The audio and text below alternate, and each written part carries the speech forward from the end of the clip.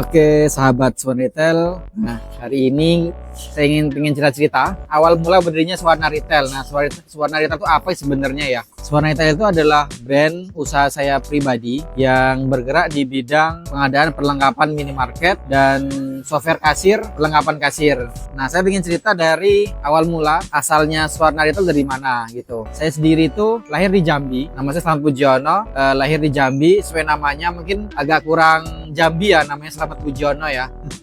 Di sini tuh ada namanya itu Puja Kusuma. Jadi saya putra Jawa, kelahiran Sumatera. Ada beberapa teman saya di kampus tuh manggilnya saya Puja Kusuma. Saya bila dapat kesempatan itu kuliah di Jogja. Di Jogja itu tepatnya di kampus UIN Sunan Kalijaga. Saya ngambil jurusan matematika. Harusnya jadi guru harusnya ya.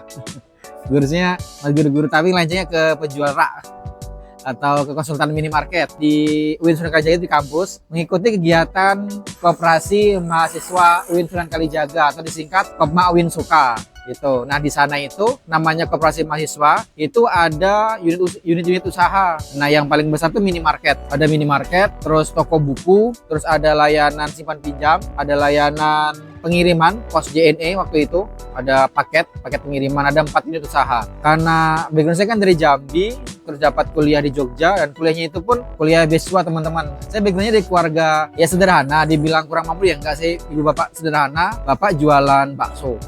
Terus dapat beasiswa dari bidik misi lah ya namanya sekarang ya. Karena saya itu pengennya itu nggak pengen memberatkan orang tua, saya nggak pengen ada kiriman dari orang tua. Dan mulai ngomong sama bapak ibu, saya jangan dikirimin untuk bulanan saya di Jogja karena saya udah dapat beasiswa dan saya pengen usaha sendiri. Nah, cara usahanya itu buat part time. Nah, part time itu jaga minimarket dan jaga usaha di minimarket di kampus di Kopma itu.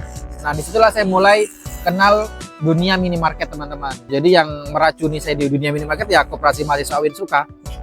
Jadi udah berangkat kuliah, terus kalau selesai kuliah itu kita jaga minimarket. Kalau enggak saya berangkat pagi jaga minimarket dulu, terus ada kuliah, selesai kuliah jaga minimarket lagi. Di sana itu ada kasir, jadi pramuniaga, terus jadi admin atau jadi staf usaha di sana itu. Nah, setelah itu saya belajar soal minimarket di sana itu. Awalnya kita part time sampai ke pengurusan bahkan ke pengawasan. Jadi sampai karir saya terakhir di koperasi mahasiswa itu jadi pengawas koperasi mahasiswa UIN. Selesai dari koperasi mahasiswa UIN Suka, saya lebih senang jalan-jalan ke senior-senior saya yang ada di Jogja. Senior-senior Kopma waktu itu ya. Mantan-mantan ketua Kopma, mantan-mantan pengurus Kopma. Itu kan waktu zaman di koperasi mahasiswa sampai selesai di koperasi mahasiswa. Alhamdulillah, koperasi mahasiswa UIN Suka itu banyak melahirkan pengusaha-pengusaha teman-teman. Ada pengusaha yang di bidang properti, terus minimarket, dan banyak macam ada yang konveksi dan macam ada yang di percetakan buku. Nah, saya kebetulan kenal dekat sama senior saya di koperasi mahasiswa itu yang bergerak di bidang konsultan minimarket. Kenal sama saya, terus dia punya ide pengen mengumpulkan mantan-mantan ketua Kopma, mantan-mantan pengurus Kopma se-Jogja. Itu dia ada dari UGM, ada dari UNY, dari UIN. Karena yang terbesar kan UIN, UGM sama UNY. Terus adalah dari UPN, dari YKPN dan macam-macamnya itu. Mereka dikumpulin jadi satu, jadilah tim konsultan minimarket Jogja. Mereka backgroundnya dari mantan-mantan pengurus dan pengawas koperasi mahasiswa di Jogja. Kita mulai kerja, bikin digital marketing. Dan waktu itu digital marketing yang lumayan efektif itu pakai Google, bikin website konsultan minimarket Jogja atau enggak retail team Jogja, namanya retail team ya dulu tuh. Senior saya itu yang namanya itu Pak Adri Sahrizal. Pak Adri kalau nonton, halo, saya dari Jambi. Beliau inilah yang mengumpulkan pengurus-pengurus Kopma sama mantan pengurus Kopma se-Jogja tuh jadi tim konsultan di bawah naungan retail team. Nah, retail team ini bikin website. Nah, websitenya itu jadi marketing untuk tim konsultan tadi. Nah, dari website itu ada yang kontak dari Kalimantan, dari Bali, dari Lombok, dari Sumatera, minta jasa pendampingan toko. Ada yang datang langsung ke Jogja, presentasi dari kita, atau enggak kita buatin seminar di Jogja sama retail team dibuatin seminar, terus mereka deal pendampingan, nah dikirim kita ini. Termasuk saya pernah dikirim ke Bali, ke Sumatera itu di Lubuk Linggau. Saya lebih sering itu di Jawa, dari Pemalang, Kebumen, Jogja sendiri udah banyak itu. Itu berlangsung sampai 2 tahun saya di retail team itu. Saya gabung sama retail team sekitar 2 tahun. Saya kuliah agak lama teman-teman. Saya kuliah sekitar 7 tahun.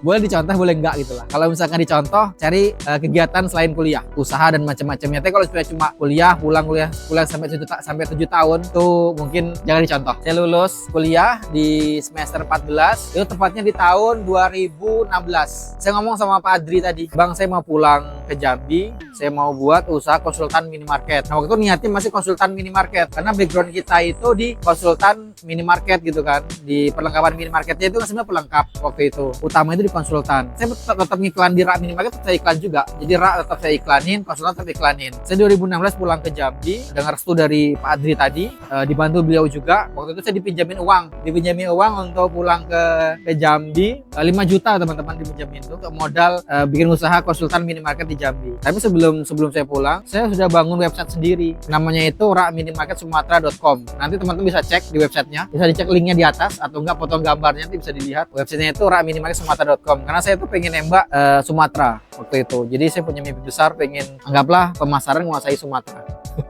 Gitu. Nama yang saya pilih waktu itu namanya itu Swarna Retail. Berangkat dari mana? Dari salah satu kerajaan di Sumatera namanya Swarna Bumi atau namanya Kerajaan Pagaruyung ya salah ya. Namanya itu Swarna Bumi, itu masih dipakai di beberapa daerah di Sumatera Barat, namanya Swarna Bumi. Swarna itu artinya emas. Gitu loh. Jadi atau bumi emas. Sumatera itu yang diartikan sebagai bumi emas. Saya bikin namanya itu Swarna Retail. Ternyata waktu saya pulang ke Jambi bikin Swarna Retail, dari retail team sendiri itu ada beberapa cabang. Jadi dia buat toko juga, toko rak atau enggak konsultan minimarket itu ada di Palembang sama di Padang. Waktu itu saya diminta sama Pak Adi itu saling bantu di cabang-cabang di Palembang, di Padang itu minta saling support gitu sama Pak Adi di Jambi, Padang, Palembang. Nah, karena diminta Bang Adri untuk support tadi, saya bangun website, itu bikin artikel atau bikin iklannya itu sampai ke daerah Medan, Aceh. Terus yang saya utamakan yang ada cabangnya kayak di Sumatera Barat, terus di Palembang itu saya buat iklannya atau saya buat artikelnya itu. Karena kalau untuk website teman-teman itu media iklannya dari artikel. Jadi mereka baca artikel terus ada link kita di situ. Saya maksimalin di tiap provinsi itu, ambil setiap kabupaten itu saya buat artikel satu-satu. Itu udah saling backlink biar lebih bagus websitenya gitu. Setelah website itu jadi, ternyata responnya lumayan bagus. Ada kontak dari daerah sini, dari daerah Pekanbaru, daerah Padang, daerah itu. Nah itu cabang-cabang tadi belum berdiri. Saya pulang ke Jambi. Nah Jambi sendiri agak lumayan minim waktu itu teman-teman. Bisa dibilang ya kota nggak sebesar Sumatera Barat atau Padang, nggak sebesar Palembang, Pekanbaru gitu. Jadi malah yang tadi Pekanbaru dari Sumatera Barat sama daerah Palembang itu malah banyak. Pulang ke Jambi di bulan Oktober waktu itu saya pulang. 2 minggu pertama itu cuma ada yang kontak, tapi nggak ada yang sampai di link tuh nggak ada. Minta survei pun nggak ada. Nah dari situ mulai keraguan. Jambi ini belum siap atau enggak Jambi secara digital marketing masyarakatnya belum banyak menggunakan digital marketing. Timbul keraguan, pengen pulang lagi ke Jawa, ke Jogja, pengen jadi konsultan lagi yang tadi yang dikirim-kirim tadi konsultan. Ada orang tua, ini perlu dicatat ya. Support orang tua itu sangat penting. Support orang tua, doa orang tua itu sangat bagus, sangat bagus banget, sangat membantu banget. Bapak ngomong sama saya atau ngomong ke saya, nasihati jangan pulang dulu ke Jogja, coba dulu, karena orang tua ngomong agak pelan. Jangan pulang ke Jogja dulu, tunggu 1 bulan dulu, responnya gimana di Jambi. Nah setelah Bapak ngomong seperti itu atau nasihati seperti itu, ada yang kontak. Bapak hari itu ada yang kontak dari daerah Kuala Tungkal di Tanjung Jabung Barat, di salah satu kabupaten di Jambi. Yang awalnya itu pada kontak nggak mau minta survei, ada ditawarin survei nggak ada yang mau. Nah Bapak ini mau disurvei. Saya bilang lah survei gratis kok Pak, nggak ada biaya kan survei kan datang ke lokasi. Saya survei ke lokasi. Nah tapi ada masalah lagi. Saya belum tahu jalan di Jambi. Selama 3 minggu itu saya belum hafal daerah luar kota Jambi. Kalau daerah kota Jambi itu sudah lumayan ngerti, tapi kalau daerah kota luar provinsi ini saya belum hafal. Karena saya kan lagi kuliahnya 7 tahun. Waktu udah tamat MAN, memodal Jambi waktu itu ya, itu cuma rutenya cuma dari rumah naik angkot pasar. Kalau orang Jambi tahu ya, zaman dulu itu dia andalannya angkot. Dari mana-mana kita naik angkot ke pasar, dari pasar baru diantar ke lokasi tujuan. Lokasi tujuan itu tadi MAN model Jambi. Itu saya nggak kenal luar provinsi Jambi. Setelah itu baru saya kuliah ke Jogja 7 tahun. Ya wajar nggak tahu daerah jalan Jambi ya. Kebetulan adik saya tuh tahu Jambi. Jadi diantar sama adik saya cewek gitu. Diantar naik motor dari rumah ke Kuala Tunggal sekitar 4 jam waktu itu. Tempatnya di toko Pak Mustamim. Itu di depan kampus Teh Anatua. Kalau Pak Mustamim tokonya masih operasional, bisa kontak lagi. Itu salah satu konsumen saya. Sampai ke lokasi Pak Mustamim, saya ukur luas ruangan tokonya, terus saya desain, hitungkan kebutuhan raknya berapa. Nah, dari situ ketemu angka sekitar 15 juta. Dan itu nilai deal pertama saya. Itu lumayan menarik, lumayan bangga gitu loh. Akhirnya deal juga gitu. Ada perasaan lega. Awalnya itu nggak pede dengan di Jambi atau nggak pesimis di Jambi itu nggak kurang menarik untuk usaha minimarket, minimarket itu kan. Awalnya itu kan saya pengen konsultan, jadi saya tawarkan ke Pak Mustamim itu jasa pendampingan, terus jasa software kasir, jasa manajemen minimarket. Ternyata responnya masih ke rak minimarket. Jadi waktu awal-awal saya di Jambi 2016 itu konsultan masih belum terlalu diminati. Jadi masih ke arah perlengkapan minimarket. Jadi saya karena itu yang lagi dicari sama konsumen di Jambi, itu saya maksimalin. Tapi sambil saya sisipin konsultan minimarket juga. Jadi saya datang ke lokasi konsumen, nggak cuma sekedar survei, tapi ngasih konsultasi gratis gitu. Jadi ngasih gambaran awal buka toko itu seperti apa yang perlu dipersiapkan, segi modalnya, karena dari luas toko itu untuk perlengkapan raknya berapa, perlengkapan mininya berapa, terus modal barangnya berapa, itu bisa diketahui, bisa dihitung langsung. Nanti videonya saya buatin nanti untuk cara menghitung modal awal untuk setup minimarket baru. Nah, setelah saya follow Pak Mustamim, ternyata beliau tertarik di rak minimarketnya. Deal pertama 15 juta. Oke, dengan caranya itu saya waktu itu buka usaha ini masih di rumah orang tua, jadi belum ada ruko, sekarang belum ada. Saya mulai usaha itu dari rumah orang tua. Displaynya itu hanya ada rak sampel di depan ruangan tamu. Itu ada rak dinding sama rak tengah. Itu ada beberapa brosur dari retail team dari Jogja, itu dikasih brosur juga. Nah, setelah dari situ, marketing dari website tadi, dari rakminimarketsumatera.com, ada beberapa konsumen kontak gitu. Tadi kan Pak Mustamim ya, konsumen saya yang pertama Pak Mustamim. Setelah itu, di bulan kedua, itu saya dapat kontak lagi dari Seberida. Itu konsumen kedua yang lumayan besar, pecah telur kedua nih ya. Lumayan besar. Proses dealingnya itu seperti biasa, seperti yang pertama ya. Itu kita survei dulu. Jadi saya survei dan saya waktu itu ngajak teman saya, teman SD namanya Ahmad Supardi, yang sekarang saya percayakan bikin toko rak minimarket juga, atau juga di cabang kita di daerah Muara Bungo. Jadi teman-teman area Muara Bungo bisa mampir di tokonya Bungo Retail, atau namanya ownernya itu Ahmad Supardi. Sama beliau saya berangkat ke Seberida naik motor, dan perjalanan itu sekitar 6 jam perjalanan, dan pakai motor Bilau itu. Saya belum ada motor dan saya nggak tahu jalan juga. Setelah berangkat dari Jambi pagi dan sampai sana, ternyata bisa sampai siang, bahkan jam 2 saya baru sampai. Jam 2 sampai Seberida, terus seperti biasa ngukur luas ruangan, buatin RAB-nya, rencana anggaran belanja raknya berapa, terus kasih konsultasi singkat soal manajemen minimarket. Kita kasih anggarannya berapa, Pak, anggarannya segini. Waktu itu dananya sekitar 57 juta nggak salah, 50-an juta. Waktu itu nggak langsung deal, artinya dari konsumen kita mau ngasih info lagi atau nggak mau ke Jambi langsung. Nah, itu udah mulai pasrah aja lah, karena kalau sudah kayak gini kan 50-50 peluangnya, karena nggak langsung bayar langsung di lokasi. Kita pulang. Nah, perjalanan pulang itu jatuh itu yang teman saya tadi, Ahmad Supardi tadi, itu luka-luka di kakinya itu, tapi masih bisa berdiri. Nah, saya masih aman. Terus saya yang bawa motor, jadi saya ujung-ujungnya itu bawa motor, dari berangkat saya bawa motor, pulang saya bawa motor lagi. Hari besoknya itu ternyata orang Seberida Indragiri Hulu datang ke rumah dan langsung DP. Bulan kedua, tepatnya di bulan November, itu yang deal besar. Alhamdulillah di bulan November 50 juta. Wah, itu lumayan, alhamdulillah gitu. Oke. Nah, setelah itu prosesnya berjalan, setiap bulan ada konsumen, kita survei, dealing, kita antara, itu sampai di tahun 2018 saya dapat jodoh gitu. Dapat jodoh karena saya ada survei lokasi di Petaling, daerah Sungai Gelam di Muara Jambi. Itu saya survei ke salah satu koperasi di sana, membuat minimarket, kenal salah satu karyawannya, nah itu jadi istri saya sekarang.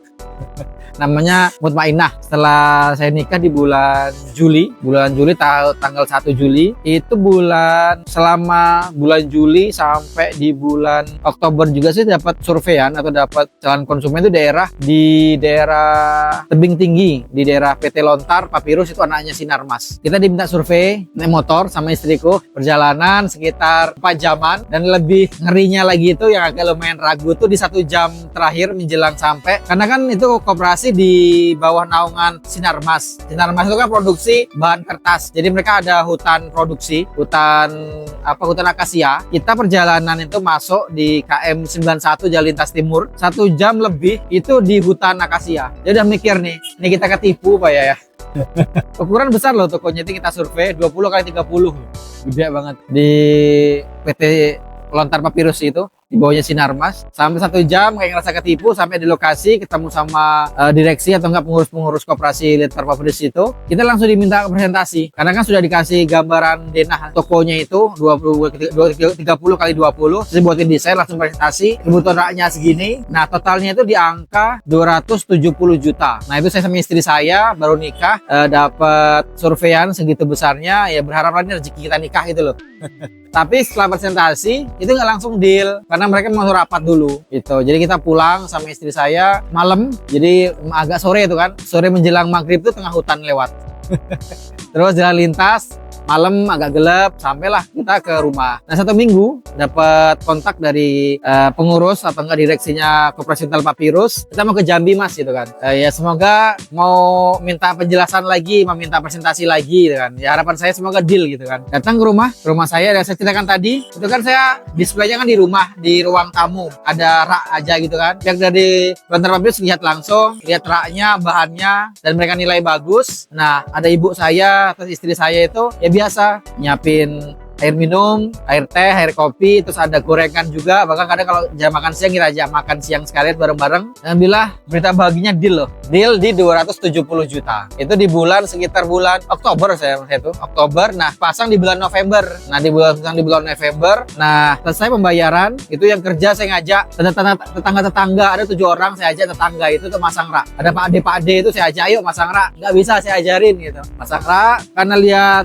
potensi atau market Jambi yang saya nilai bagus. Saya sama istri itu inisiatif buat toko offline, toko-tokonya itu. Jadi saya cari ruko dan lokasi yang saya pilih itu di pintu masuk kota Jambi atau enggak pintu keluar kota Jambi. Jambi itu unik teman-teman. Jadi kalau orang mau dari Jakarta, Lampung, Palembang mau mecah ke daerah Sumatera Barat, ke Riau, ke Medan itu lewatnya harus jalan Jambi. Karena makanya saya ngambil posisi itu di Jalan Lintas Timur KM 15. Ini kalau misalkan kamera ke depan ini rame nih. Setelah itu kita sewa ruko di bulan Desember, kita ajakan syukuran. Nah, yang lebih uniknya lagi di sini, kita syukuran kan malam tuh. Malam kita syukuran, itu setelah syukuran lagi beres-beres gulung karpet, lagi beres-beres piring gitu kan, kita ke syukuran tuh kan ngundang warga karena lokasi kita ini tuh agak jauh dari rumah orang tua saya di pinggiran dekat bandara Sulantaha Jambi. Jadi kalau misalnya teman-teman ke Jambi pasti turunnya di paling pesawat itu di Sulantaha Jambi, itu dekat rumah orang tua saya. Terus saya ngontrak itu di perbatasan pintu keluar Jambi Muara Jambi. Kita syukuran, setelah lagi persiapan beres-beres ada konsumen datang dan deal di angka 10 juta.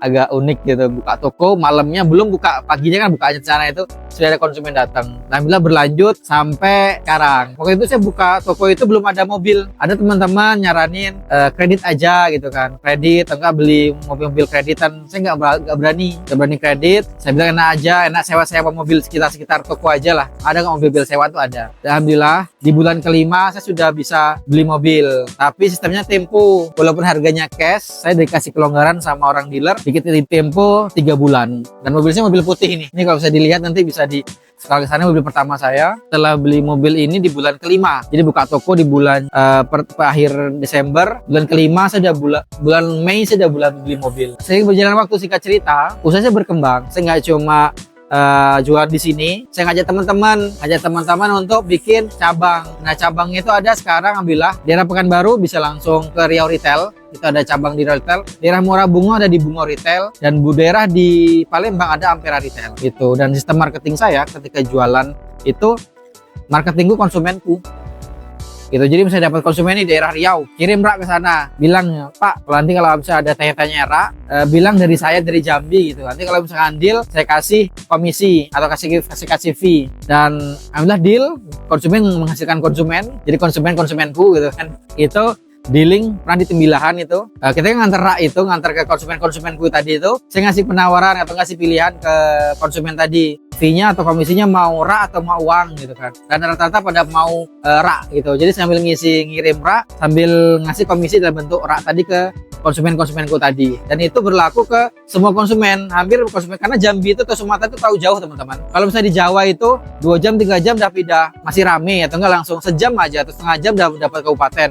Di Jambi satu kabupaten itu bisa 2 jam 3 jam loh. Jadi kan kalau kita nggak nerapkan sistem marketing seperti itu, terlalu besar tuh biaya marketingnya. Kalau untuk lokasi ke daerah Sabah misal, ke daerah Bangko itu kan sampai 5 jam. Nah kalau di Jawa itu sampai Surabaya loh. Kalau dari Jogja ke Surabaya itu udah sampai 5 jam.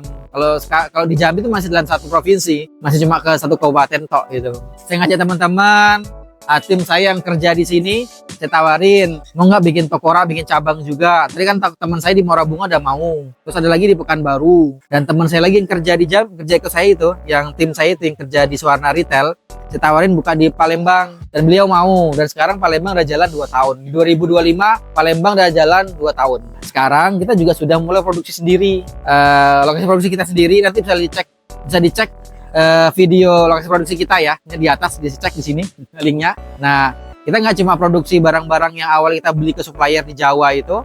Sekarang itu kita udah mulai improve sendiri.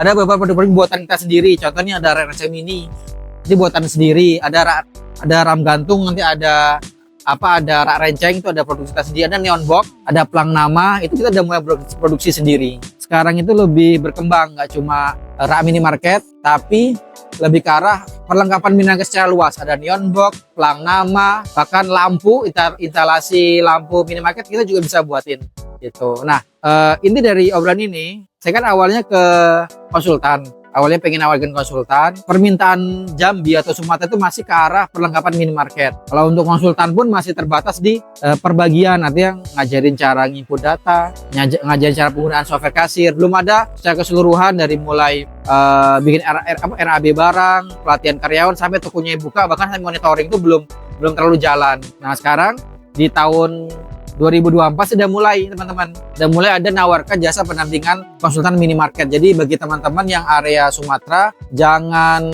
khawatir, jangan takut, di Sumatera juga punya loh konsultan minimarket gitu. Dan tempatnya di Jambi gitu. Jadi nggak perlu jauh-jauh ke Jawa mendatangkan konsultan dari Jawa dengan biaya akomodasi yang lumayan tinggi.